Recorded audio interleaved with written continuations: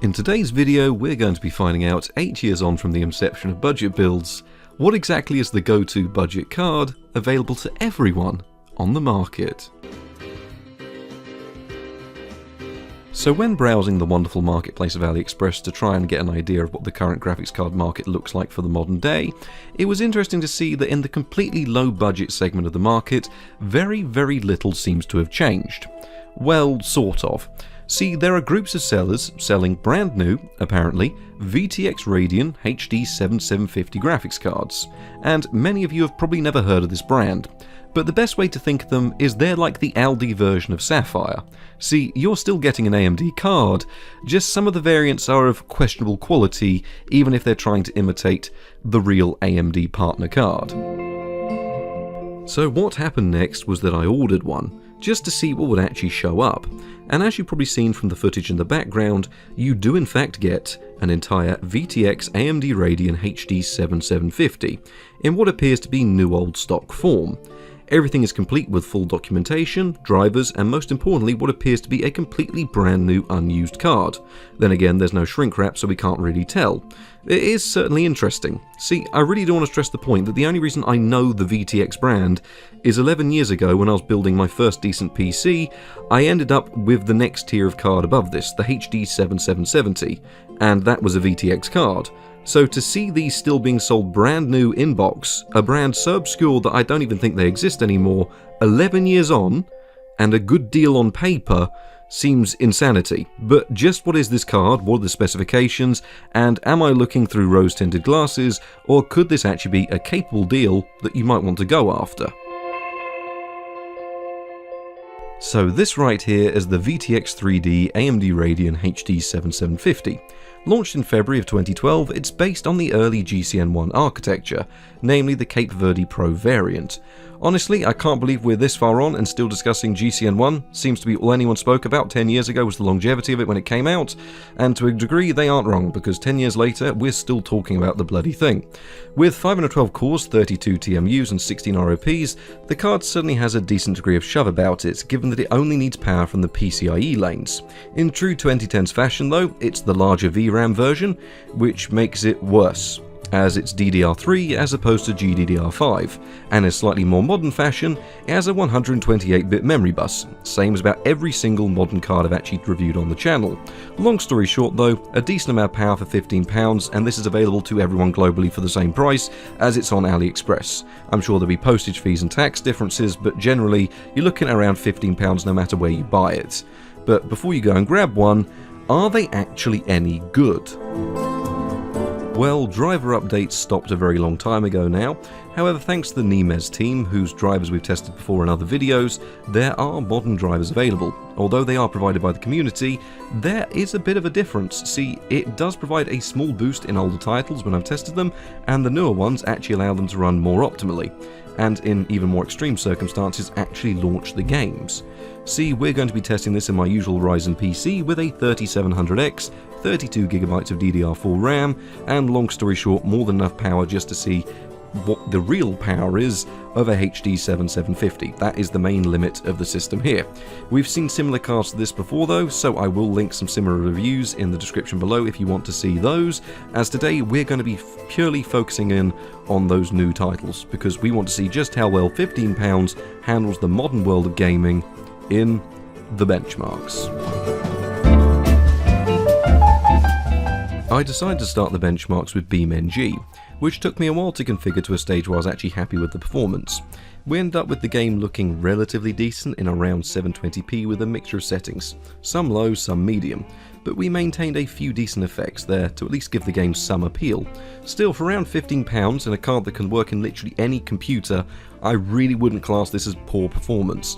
There weren't a great deal of hitches or stutters, and performance in less dense maps could actually increase quite a bit. So overall, off to a pretty decent start. Oddly enough though, this has actually become one of my most requested games as of late, so people seem to always ask, can I test BeamNG? And there you go. If you're looking for a budget card that can play this game, the HD 7750 from VTX seems to be able to do it.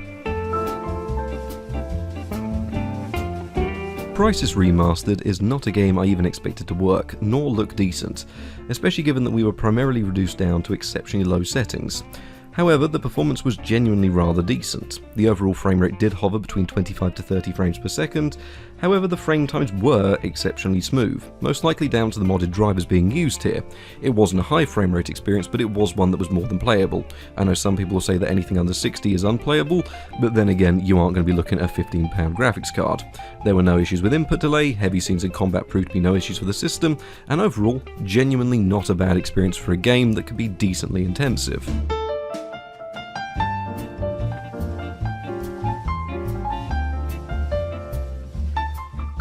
Now a classic, as if I didn't test this, there would be some sort of outrage, and we are using modded drivers here, which means that it is sort of different.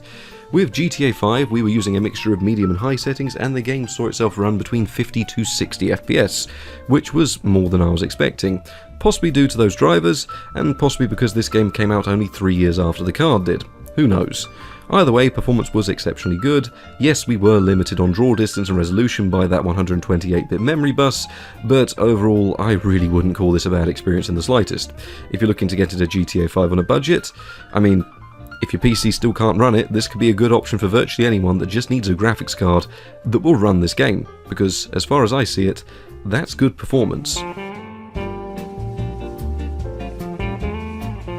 Mount & Blade Bannerlord did require relatively low settings to achieve decent performance, but when I say decent, I am talking around 50 to 60 FPS again. This was even in some of the larger late game battles. Honestly, it didn't even look too bad in motion, and I wasn't even expecting any remnants of performance given the age of the hardware. Lighting effects were turned up slightly, which really did help mask a lot of the lower settings imperfections, and given I usually have to test cards in this tier, in fact I'm fairly sure I have tested this card before with the older title Warband, being able to even see Bannerlord running, at least this well on such a low cost card that you can get brand new in box, I was still quite impressed.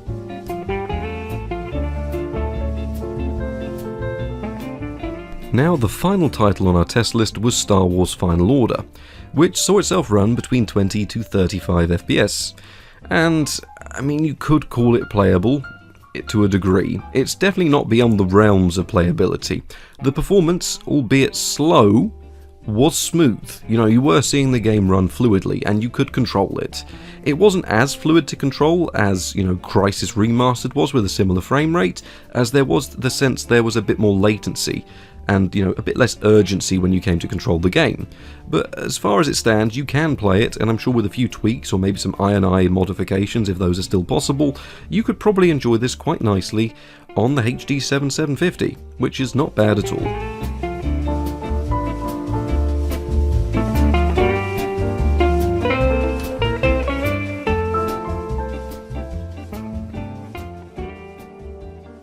Now, my general takeaway from those benchmarks is that, and it pains me to say this, somehow GCN1 is still kicking even after all this time. Now, there's no AMD Relive to test or VCE to test as far as I could tell. I could never get it to work. I'm not even sure these HD 7750s even had it. Not even the re-release, the R7250, which was actually worse than this, actually had it, despite numerous claims that people say this card had it, even at the time. I've never been able to get it to work. I've never found a card that actually had working VCE in this tier. HD 7770, yes. These cards, no. So, bear in mind, there's none of that included on this card. You have to go slightly newer in this tier to find that. But if you don't mind a 30 FPS experience or a 60 FPS experience with, you know, not so great looking games, but you can run them. And they run well. And as far as I'm saying, you know, they don't look great, when they're actually in motion and you're actually enjoying them and playing them, they do not look bad. You can turn up the lighting effects, it helps save a lot of the detail, and when you're actually going through and playing them, you can enjoy it. And the HD 7750 may still have you covered, even 12 years on.